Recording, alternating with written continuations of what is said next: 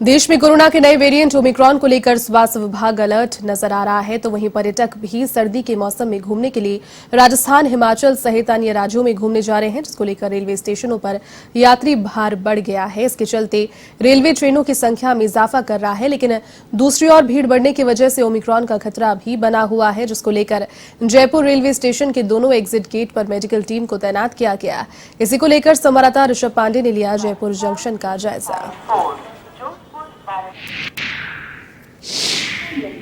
पूरे विश्व भर में कोरोना के नए वेरिएंट ओमिक्रॉन का दहशत बनी हुई है। यदि बात करी जाए तो राजधानी जयपुर में जहां बीते दिनों 25 मामले दर्ज किए गए, तो उसके बाद रेलवे प्रशासन अब सख्त दिखाई दे रहा है। सबसे पहले मैं स्टेशन आपको एक बार दिखाऊंगा कि किस तरह से जो यात्री भार का दायरा है वो लगातार बढ़ता जा रहा है। अगर बात करें तो बीते वर्षों में जहां रेलवे लगातार कोविड की जो गाइडलाइन आई है उसके तहत रेलवे प्रशासन ट्रेनें चला रहा है, तो उसके बाद जो लोग हैं वो भी जो रेलवे स्टेशन पहुंच रहे हैं, कहीं ना कहीं यात्रा करने के लिए सबसे सुचारू साधन रेलवे को मान रहे हैं और सबसे सेफ भी मान रहे हैं। यही कारण है कि जयपुर रेलवे स्टेशन पर प्रतिदिन अगर बात करें तो करीब 20 से 25 हजार यात्री भार चल रहा है। इसके साथ ही रेलवे प्रशासन भी लगातार इस पे सतर्कता बरत रहा है कि कहीं ना कहीं जिस तरह से ओमिक्रॉन का खतरा बढ़ रहा है, तो उसके बाद लोगों को सतर्कता से और सहजता से बाहर निकाला जाए स्टेशन के बाद, क्योंकि जहां बीते दिनों मामले एक तरफ शून्य की तरफ बढ़ रहे थे तो कहीं ना कहीं लोगों ने भी ढिलाई बरती थी,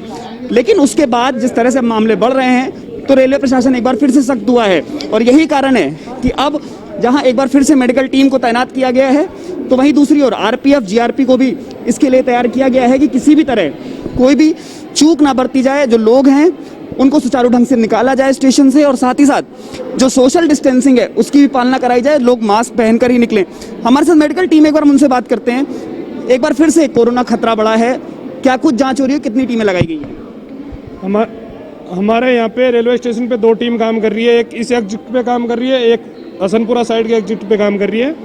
दोनों टीम 9 बजे से 4 बजे तक आती है और रैंडम सैम्पलिंग की जा रही है। जो मास्क नहीं लगा के आ रहे हैं और कोरोना की जो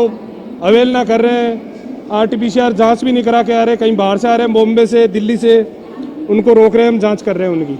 अगर बात करें तो प्रतिदिन कितनी जांच हो रही है, कितने लोग? 150 से 200 के बीच डेली जांच कर रहे हैं हम। और जो लोग कोविड की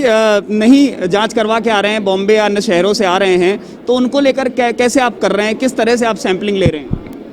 उनको रोक रहे हैं, उनकी आरटीपीसीआर जांच भी कर रहे हैं, उनको बता भी रहे हैं कि आप बाहर से आए हो तो आप घर पे रहिए 5-7 दिन, यदि कोई लक्षण हो तो आप जांच करवाइए। उनको ऐसे थोड़ी हिदायत दी जा रही है यहाँ पे। ऐसे में जहां एक तरफ भीड़ उमड़ रही है, 20 से 25 हजार का यात्री भार प्रतिदिन चल रहा है, तो आरपीएफ जीआरपी का आपको क्या कुछ सहयोग मिल रहा है? सर आरपीएफ जीआरपी वाले यहाँ थोड़ा सा हमें मदद कराते हैं सर, आते हैं तो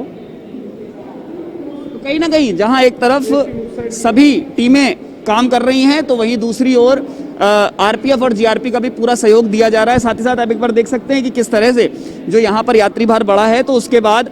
जो सैंपलिंग है वो वापस से करी जा रही है, क्योंकि बीते दिनों जब मामले एक तरफ शून्य की तरफ गए थे तो कहीं ना कहीं ढिलाई पूरी तरह से बरती गई थी, लेकिन उसके बाद अब जहां एक बार ओमिक्रॉन का खतरा बढ़ा है, तो इसको ध्यान में रखते हुए जहां एक तरफ मेन एंट्रेंस एग्जिट वाले जो गेट है उस पर टीम को बैठाला गया, तो वहीं हसनपुरा वाली एग्जिट पे भी एक टीम को बैठाला गया है। बहरहाल देखने वाला होगा कि ओमिक्रॉन का कितना खतरा आने वाले दिनों में दिखता है, लेकिन इसको लेकर रेलवे प्रशासन लगातार सतर्क दिखाई दे रहा है।